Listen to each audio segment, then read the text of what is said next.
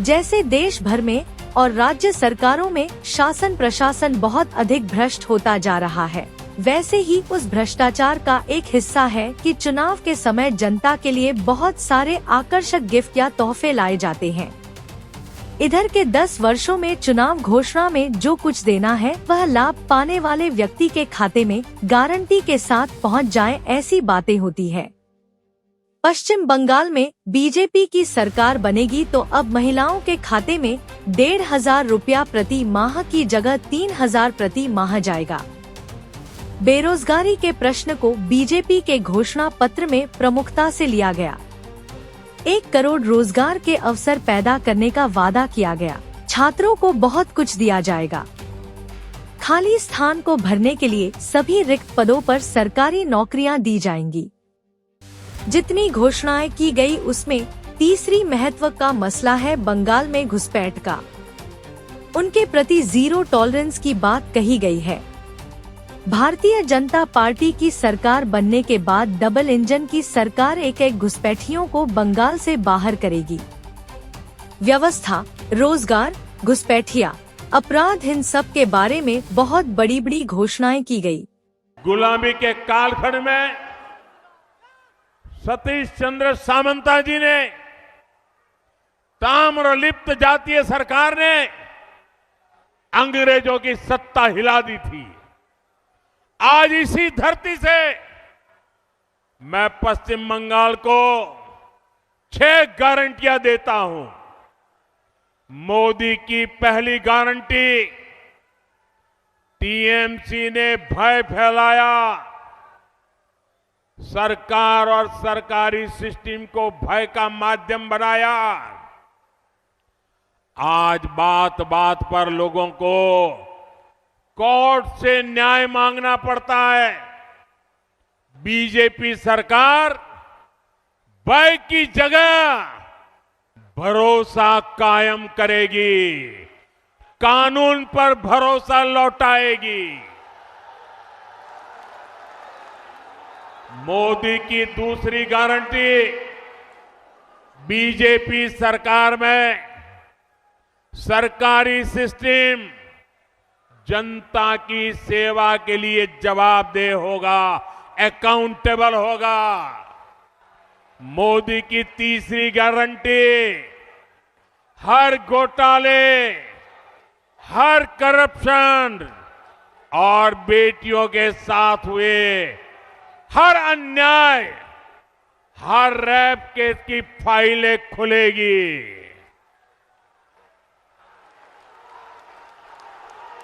मोदी की चौथी guarantee, TMC के राज में जिसने भी करप्शन किया है उसकी जगह जेल में होगी।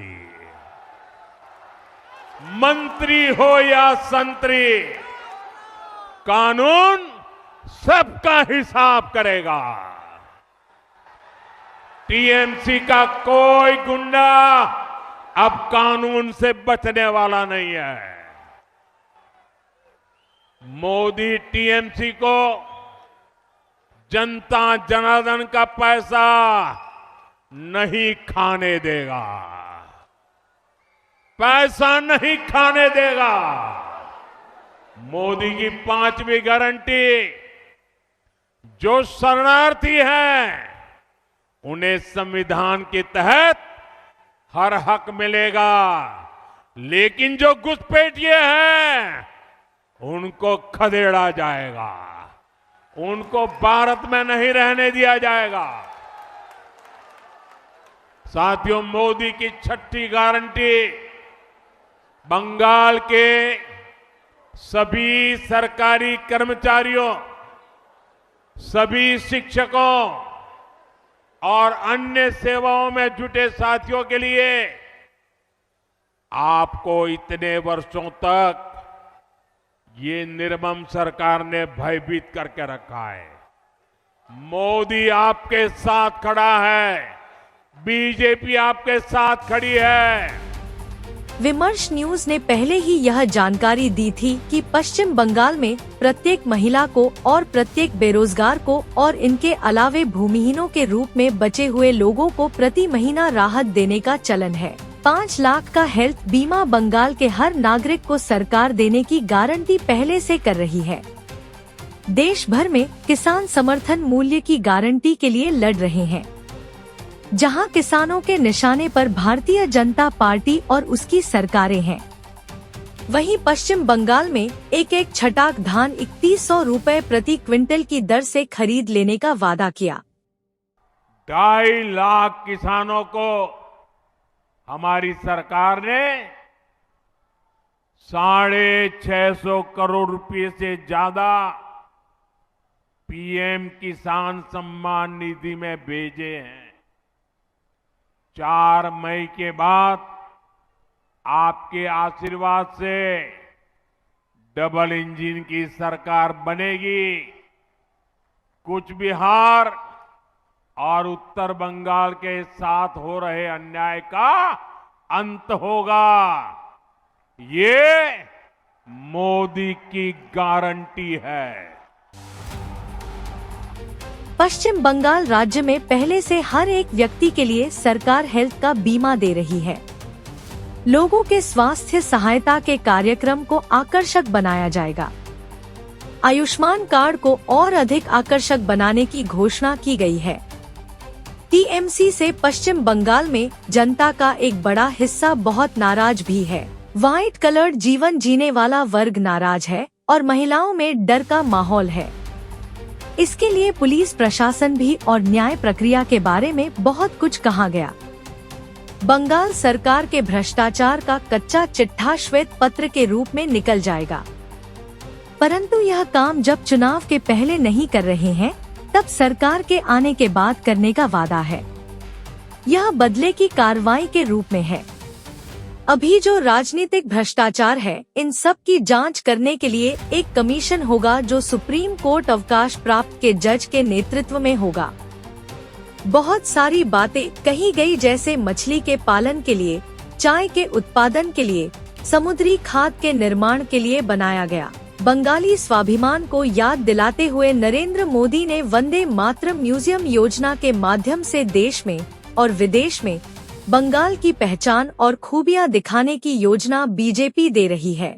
पश्चिम बंगाल के लिए भाजपा के घोषणा के लिए उत्तर बंगाल के लिए अलग से कई घोषणा की गई है और इसके साथ साथ अलग अलग खेमे में लोगों को तरह तरह से मदद करने की घोषणा तथा किसानों को 6,000 प्रति वर्ष की जगह 9,000 प्रति वर्ष देने की घोषणा की गई।